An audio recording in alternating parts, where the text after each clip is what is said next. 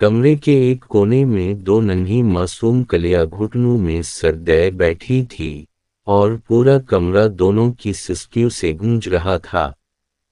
कमरे के बाहर ही एक औरत शदीद गुस्से की हालत में कह रही थी, अब कमरे से बाहर निकल के दिखाऊं जरा, इससे भी ज्यादा मारूंगी। अपनी मां तो मर गई और तुम दोनों को छोड़ गई। मेरी जिंदगी अजाब बनाने के लिए चुप कर जाऊं दोनों, वरना इस छुरी से दोनों की जबानें काट दूंगी। डर के मारे बड़ी बच्ची ने दूसरी बच्ची, जो कि इससे तकरीबन 2 साल छोटी थी, इसके मुंह पर सख्ती से हाथ रख दिया और इसे चुप करवाने लगी। 4 सदा के इस छोटे से घर में रहने वाली 7 साला इकरा और 9 साला रमशा की सगी मां फरजाना को इस दुनिया से गए 8 माह हो चुके थे और मां की वफात के बाद इन दोनों ने कोई एक दिन भी आराम व सुकून से नहीं गुजारा था। इकरा और रमशा का वालिद जफर एक मजदूर था जो सारा दिन मेहनत मजदूरी करके अपने बच्चों का पेट भरता। बीवी के मरने के बाद वो काम पे चला जाता और बेटियां सारा दिन अपनी मां को याद करती घर में अकेले रहती। इनके घर के साथ घर में जफर की चाची रहती थी। दोनों बच्चियों की हालत को देखते हुए इसने जफर को दूसरी शादी का मशवरा दिया, जिसे इसने फौरन मान भी लिया। रशीदा चाची ने ही इसके लिए नसरीन को पसंद किया, जिसके वालिदैन हयात नहीं थे, अपने एक भाई और भाभी के साथ रहती थी। 1 हफ्ते के अंदर अंदर ही सादगी से निकाह हुआ। इकरा और रमशा बहुत खुश थी कि इनकी नई अम्मी आ गई है। अब वो सारा दिन घर में अकेले नहीं रहेगी। अब इन्हें खाना भी वक्त पे मिलेगा, भूखा नहीं रहना पड़ेगा। लेकिन इन दोनों मासूम बच्चियों की ये खुशी सिर्फ चंद दिन ही रही। कुछ दिन बाद ही इसने दोनों बच्चियों को छोटी छोटी से बातों पे मारना शुरू कर दिया। सारा दिन दोनों बच्चियां इसके डर से घर से बाहर रहती। आज भी दोनों घर से बाहर थी जब 7 साला इकरा ने रमशा से कहा, आप ही हमारी अपनी अम्मी वापस कब आएगी, मुझे ये नई अम्मी नहीं अच्छी लगती। जब वो बालों से पकड़ कर मारती है तो बहुत दर्द होता है। जिस पर 9 साला रमशा ने कहा, इकरा हमारी अम्मी अल्लाह जी के पास चली गई है। हम अल्लाह जी से दुआ करते हैं कि हमारी अम्मी को वापस भेज दें। वो दोनों मासूम बच्चियां उसी तरह कभी अल्लाह से दुआएं मांगती तो कभी अपनी नई अम्मी की शिकायत करती कि हमारी अम्मी को वापस भेज दें, नई अम्मी बहुत मारती है। उसी तरह दिन गुजरते गए, लेकिन नसरीन के दिल में इन दो बच्चियों के लिए नरम गोशा पैदा न हुई। इतवार का दिन था। इकरा और रमशा सुबह जल्दी उठ गई थी, जबकि नसरीन तो वैसे भी देर से ही उठी। इकरा को भूख लगी थी। दोनों बहनों ने सोचा कि अगर मां को जगाया तो फिर मार पड़ेगी। बाप सबा सवेरे ही काम पे जा चुका था। नाश्ता जफर बाहर ही करता था, इसलिए रमशा और इकरा खुद ही किचन में नाश्ता बनाने आ गई। दोनों बच्चियां नाश्ता बनाने की कोशिश कर रही थी कि इतने में इकरा के हाथ से जग गिर के टूट गया, जो नसरीन 2 दिन पहले लेके आई थी। कानच टूटने की आवाज जब नसरीन के कानों में पड़ी तो वो भी किचन में पहुंच गई, जहां वो दोनों बहनें डरी सहमी सी खड़ी थी, क्योंकि इनको पता था कि अब इनके साथ क्या होने वाला है। ये क्या कर दिया तुम दोनों ने, मेरा नया जग तोड़ दिया। ये तुम्हारी मां का नहीं था, मैं खुद लेके आई थी। कहते साथ ही नसरीन ने इकरा के चेहरे पे थप्पड़ बरसाने शुरू कर दिया। अम्मी क्या कर रही है, छोड़ी, अम्मी गलती से टूट गया, छोड़ दे, इकरा को मत मारे, छोटी है वो अभी। किचन बड़ी बहन की आवाजों से गूंज उठा। इस वक्त नसरीन ये सोच के इकरा को मार रही थी कि कौन सा कोई देख रहा है। مگر وہ بھول گئی تھی کہ ایک ذات ایسی بھی موجود ہے جو ہر وقت ہمیں دیکھتی ہے، جس کی لاٹھی بے آواز ہے، اس کی پکڑ سے کوئی بھی نہیں بچ سکتا۔ نسرین بھی بچنے والی نہیں تھی۔ آج میں ابو کو بتاؤ گی کہ آپ ہمیں مارتی ہیں، کھانا بھی نہیں دیتی، ہماری امی ایسی نہیں تھی، بتاؤ گی؟ میں آج ابو کو، یہ رمشا تھی جو روتے ہوئے بول رہی تھی کہ شاید یہ ظالم عورت بس کر جائے، لیکن اس بات سے اسے مزید غصہ آ گیا۔ بتاؤ گی اپنے باپ کو؟ ہاں کیا بتاؤ گی؟ دوبارہ بولو ذرا۔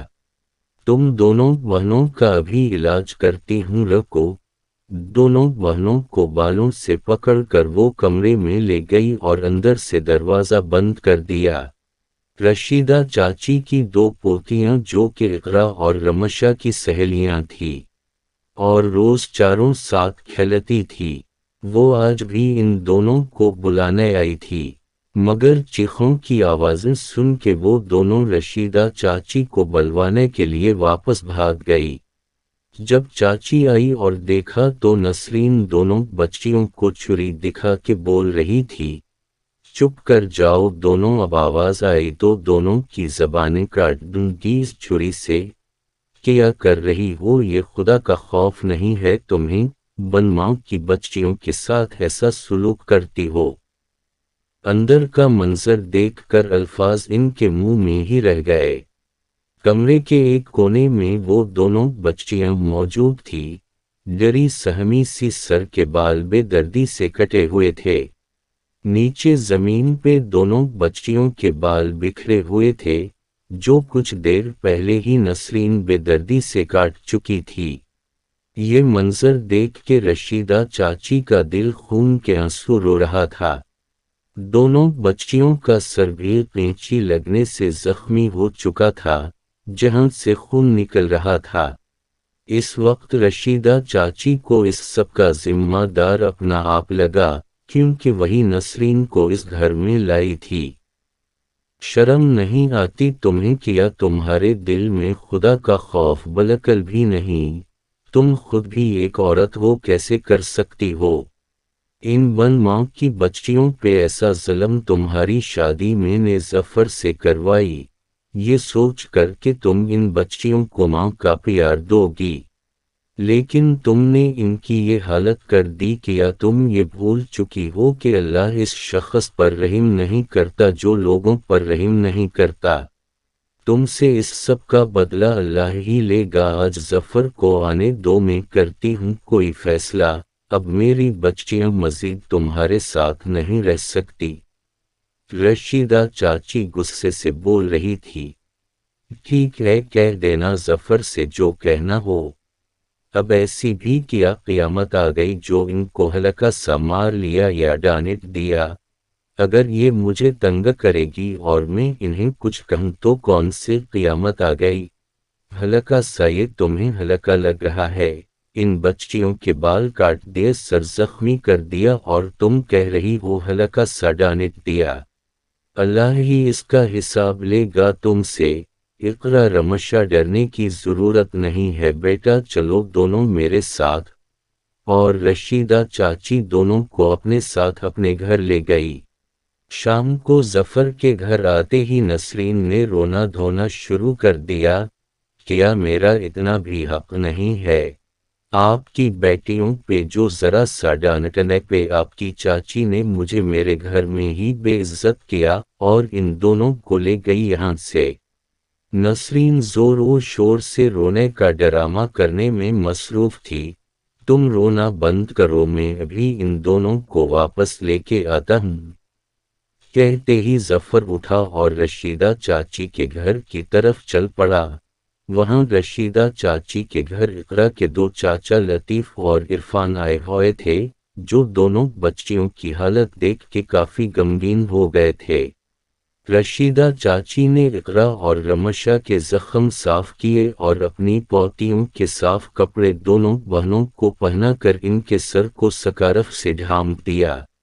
ابھی کچھ ہی دیر گزری تھی کہ دروازے سے ظفر اندر داخل ہوا۔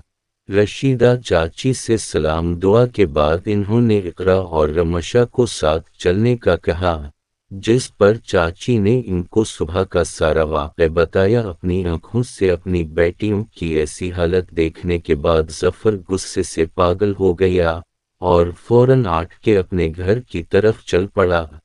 رشیدہ چاچی ظفر کے دونوں بھائی اور بیٹیاں بھی ان کے پیچھے بھاگ گئے۔ اندر داخل ہوتے ہی ظفر غصے سے نسرین کی طرف بڑھا۔ کتنی جھوٹی اور مکار عورت ہو تم، میری بیٹیوں کی یہ حالت کر کے اب خود مظلوم بننے کی کوشش کر رہی ہوں، چھوڑوں گا نہیں میں تمہیں۔ اس سے پہلے کہ ظفر نسرین پہ ہاتھ اٹھاتا، رشیدہ اور ظفر کے دونوں بھائیوں نے آگے بڑھ کے اسے روکا۔ بہرحال نسرین کو کسی قسم کا پچھتاوا نہیں تھا، وہ ایک ہی بات کر رہی تھی ظفر سے کہ میں تمہاری بیٹیوں کی نوکر نہیں ہوں، مجھے الگ گھر لے کے دو یا مجھے طلاق دو۔ لڑائی بہت بڑھ گئی تھی۔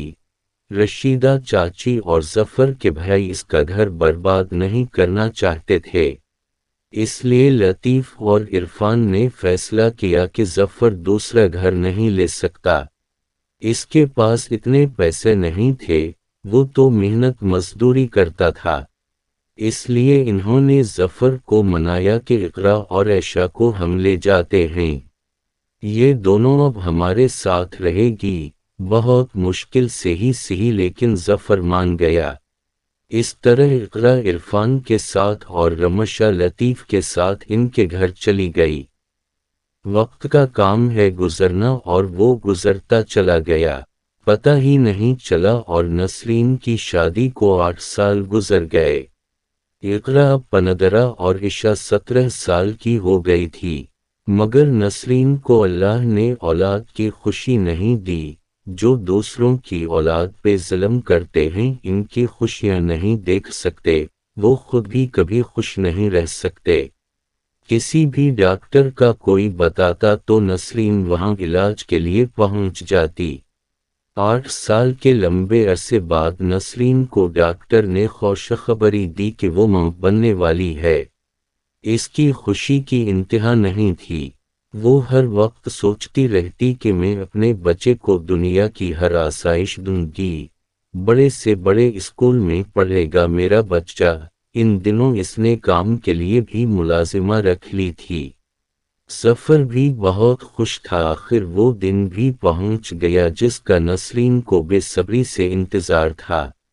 ہسپتال میں بیڈ پہ پڑی وہ منتظر نگاہوں سے دروازے کو دیکھ رہی تھی کہ کب اس کے بچے کو اس کی گود میں دیا جائے گا۔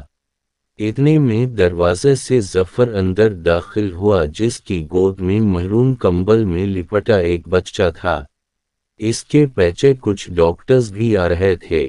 نسرین نے ظفر کو دیکھتے ہی کہا، شکر ہے ظفر تم آ گئے، کہاں چلے گئے تھے؟ مجھے میرا بچہ تو دکھاؤ۔ ظفر نے اس چھوٹے سے بچے کو نسرین کی گود میں دیا۔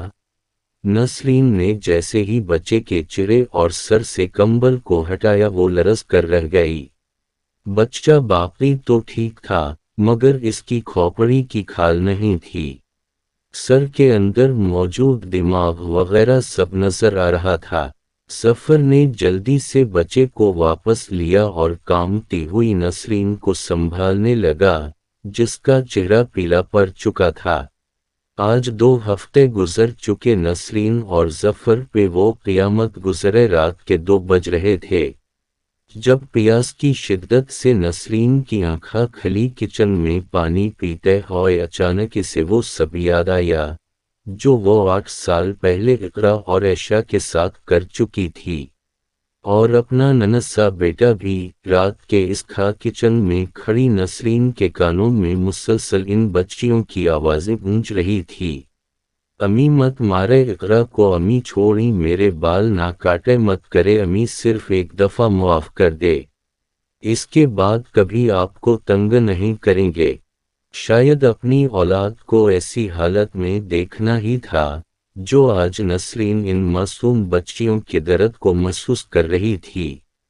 چیخ چیخ کر روتے ہوئے وہ کچن میں ہی زمین پر بیٹھ کر اللہ سے معافیاں مانگنے لگی۔